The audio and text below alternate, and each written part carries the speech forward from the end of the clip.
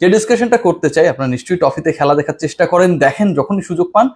সেই আলোচনার সবচেয়ে গুরুত্বপূর্ণ অংশ যেটা আমার কাছে মনে হয় যে এখন আসলে অতীত নিয়ে ভেবে বা আলোচনা করে খুব একটা কাজে আসবে না। বাংলাদেশে কোথায় দুর্বলতা ছিল, কোথায় শক্তিমত্তা ছিল, টপ অর্ডারের ব্যর্থতা বাংলাদেশ ওভারকাম করতে পারবে কি পারবে না, অবশ্যই এগুলো আলোচনার বিষয়।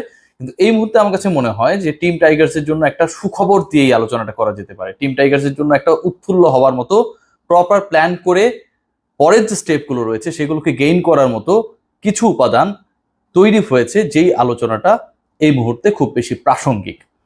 সবশেষ যে আফগানিস্তান ম্যাচটা খেলেছিল, আপনারা সবাই নিশ্চয়ই সেই ম্যাচ দেখার চেষ্টা করেছিলেন, এবং সেই ম্যাচে আফগানিস্তানের প্রতিপক্ষ ছিল ওয়েস্ট ইন্ডিজ। এবারের বিশ্বকাপে এখন পর্যন্ত সবচেয়ে বিধ্বংসী ব্যাটিংটা আমরা দেখেছি আফগানিস্তানের বিপক্ষে উইন্ডিজ ব্যাটারদের। যেই দলটাকে এবারের বিশ্বকাপে তুলনামূলকভাবে একটা ডার্ক হর্স হিসেবে বিবেচিত করা হয়, Afghanistan batting wise, bowling wise they are performing as a compact team, সেই দলের বিপক্ষে উইন্ডিজ স্কোর করেছে 218, 5 উইকেটের বিনিময়ে। এবং এই রান করতে গিয়ে অল্পের জন্য এবারের আসলে প্রথম শতকটা হয়ে যায়নি, সেই শতকের খুব কাছে গিয়েছিলেন নিকোলাস পুরান। শেষ পর্যন্ত 53 বলে 98 রানে আউট হয়েছেন, 184 স্ট্রাইক রেটে ব্যাট করেছেন, এবং যে রান আউটটা হয়েছে সেটা অবিশ্বাস্য। স্ট্যাম্পের ডিরেক্ট থ্রো লেগে যাবে এটা আসলে কেউ ভাবছিল না আমার কাছে মনে হয়। সেই মুহূর্তে আমি এয়ারপোর্টে ছিলাম এবং লাউঞ্জে বসে বসে যখন খেলাটা দেখছিলাম সবাই খুব হতাশ হয়েছিল পুরান সেঞ্চুরি করতে না পারে। সেটা যে যাই হোক, দিন শেষে এই ম্যাচে আফগানিস্তানের বোলিং কতটা নখদন্তহীন ছিল সেটা প্রমাণ করে ওয়েস্ট ইন্ডিজের 218 রান 5 উইকেটে। আমি তো আলোচনা করছিলাম বাংলাদেশ নিয়ে, যে বাংলাদেশের জন্য সুখবর রয়েছে, তাহলে ওয়েস্ট ইন্ডিজ আফগানিস্তান ম্যাচ নিয়ে আসলে এত উৎফুল্ল হওয়ার কি আছে? ডেফিনেটলি আছে। বাংলাদেশ তাদের লাস্ট যে ম্যাচটা খেলবে সেই ম্যাচটার প্রতিপক্ষ হচ্ছে আফগানিস্তান সুপার 8-এ, এবং বাংলাদেশ সেই পার্টিকুলার ম্যাচটা যেই ভেন্যুতে খেলবে সেই ভেন্যুতে অলরেডি বাংলাদেশ দুটো ম্যাচ খেলেছে নেদারল্যান্ডস নেপালের বিপক্ষে। প্রেশার সিচুয়েশনকে তারা উইন করেছে, এবং ওই 2 ম্যাচে টানা 2 জয় পেয়ে, যদিও বাংলাদেশের পারফরমেন্স খুব বেশি কনভিন্সিং ছিল না, নেপালের বিপক্ষে যত বাজে ট্র্যাকই হোক না কেন, 106 রানে গুটিয়ে যাওয়া, 50 ওভার খেলতে না পারা, লিটন শান্তর ধারাবাহিক ব্যর্থতা, এই ব্যাপারগুলো আমরা চাই যে আসলে এত বাজেভাবে আসলে প্রকাশিত না হলেও পারতো অন্তত নেপালের বিপক্ষে, কিন্তু সেটা হয়েছে।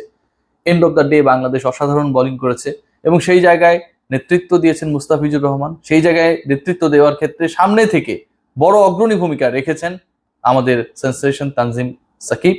এবং এই যে দুজনের পারফরমেন্স, এটার কারণে শেষ পর্যন্ত বাংলাদেশ দল মাত্র 106 রান করার পরেও একটা কনভিন্সিং জয় তুলে নিয়েছে।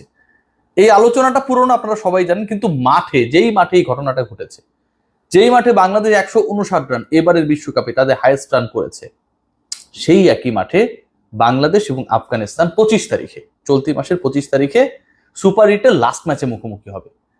তার আগে আফগানিস্তান যে এক্সপিরিয়েন্সটা পেয়েছে বোলিং ওয়াইজ, সেটা তো আপনাদের আমি বললাম, এবং বোলিং ওয়াইজ এক্সপিরিয়েন্সটা এত বাজে ছিল, ওই দলের সবচেয়ে গুরুত্বপূর্ণ বোলার এবারের বিশ্বকাপে, যিনি 12 উইকেট নিয়ে লিডার বোর্ডের টপে, 3 ম্যাচেই 12 উইকেট নিয়ে ফেলেছিলেন, সেই ফজল হক ফারুকী 3 ওভার বল করেছেন, 38 রান দিয়েছেন, 12 উইকেট যেহেতু নিয়েছেন, ইকোনমি এবার আবার 12.66 হয়ে গেছে, এবং উইকেট লেস।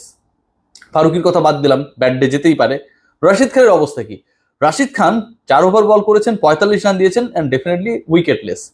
এবং সবচেয়ে বাজেভাবে মার খেয়েছেন আজমতুল্লাহ ওমরজাই, তিনি 2 ওভার বল করে দিয়েছেন 41 রান। আফগানিস্তানের বোলিং ডিপার্টমেন্ট এতটাই অসহায় ছিল, যেখানটায় ফারুকি, ওমরজাই কিংবা রশিদ খানদের এই ফিগারগুলো প্রমাণ করে দেয়। এখন অনেকেই বলতে পারেন যে আসলে এই জায়গায় বোলারদের জন্য কোনো কিছু ছিল না, ওয়েস্ট ইন্ডিয়ান ব্যাটাররা এত বিধ্বংসী ব্যাটিং করার কারণ। তাহলে যদি সেটা হয়, আফগানিস্তানের ব্যাটিং লাইন আপও তো এবারের বিশ্বকাপে অন্তত চমক দেখিয়েছে, ধারাবাহিক ছিল। সেই জায়গায় রাহমানুল্লাহ গুরবাজ করেছেন 0, 3 বল মাত্র খেলতে পেরেছেন, এবং টোটাল 114 রানের মধ্যে একটা দল প্যাকড হয়ে গেছে। এই যে 114 রানের মধ্যে অল আউট হয়ে যাওয়া, কিংবা ইন্টারেস্টিংলি পুরো ম্যাচে 104 রানে, মানে টি-20তে আপনি 104 রানে একটা দলের বিপক্ষে ডিফিটেড হচ্ছেন, এ থেকে একটা জিনিসই প্রমাণিত হয় যে আফগানিস্তানের ব্যাটিং এবং বোলিং কোনোটাই আসলে খুব বেশি আপ টু দ্য মার্ক ছিল না লাস্ট ম্যাচে। বাংলাদেশের বিপক্ষে যে লাস্ট ম্যাচটা বাংলাদেশ আফগানিস্তানের বিপক্ষে খেলবে, ইনফ্যাক্ট সেই ম্যাচে আমার কাছে মনে হয় টিম টাইগার্স আপার হ্যান্ডে থেকেই মাঠে নামবে। আফগানিস্তানের বোলিংকে ভয় পাবার খুব একটা কারণ নেই, কারণ তারা যত বিধ্বংসী হোক না কেন, বাংলাদেশের বোলিং, বাংলাদেশের স্পিন পেস বোলারদের যে আধিপত্য, ইনফ্যাক্ট তারা যেভাবে নেপাল এবং নেদারল্যান্ডসের বিপক্ষে প্রেশার সিচুয়েশন হ্যান্ডেল করেছে, বাংলাদেশ মাত্র 105-6 রান করার পরে পাওয়ার প্লেতেই 4 উইকেট ধসিয়ে দিয়েছে নেপালের। টানা 4 ওভারে 4টা উইকেট পেয়েছেন তানজিম সাকিব, 21টা ডট বল দিয়েছেন। সেই রেকর্ডটা আসলে ফার্গুসন ভাঙার আগ পর্যন্ত বিশ্বকাপের রেকর্ড সেটাই ছিল। মুস্তাফিজ 20টা ডট বল দিয়েছেন। এই যে বাংলাদেশের পারফরমেন্স এবং স্পিন বোলিং অ্যাটাক নিয়েও যদি আমি আলোচনা করি, সেখানটাও রিশাদ হোসেন সামনে থেকে নেতৃত্ব দিচ্ছেন, মাহমুদুল্লাহ রিয়াদ কার্যকর হচ্ছেন, সাকিব আল হাসান তারটা জমিয়ে রেখেছেন।